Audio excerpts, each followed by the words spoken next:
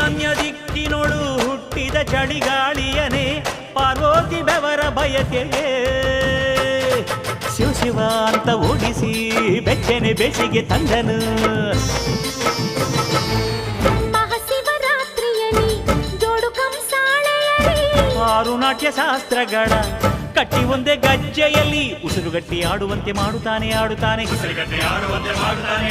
ಮದನ ಕಾಮರಾಜನಂತೆ ಕಾಣುತ್ತಾನೆ ಕರೆಯುತ್ತಾನೆ. ಬೆಟ್ಟಗಣ್ಣು ಚದರದಂತೆ ಕಾಡುತ್ತಾನೆ ನೋಡುತ್ತಾನೆ. ಇಲ್ಲಿ ಇರದ ಆಟ ಎಲ್ಲೂ ಇರದು ಇರದು ಎನ್ನುತ್ತಾನೆ. ಜಗದ ಬೊಂಬೆಯಾಟವೆಲ್ಲ ತೋರುತ್ತಾನೆ ತೋರುತ್ತಾನೆ ಜಂಗಮ ಜೋಗಪ್ಪ.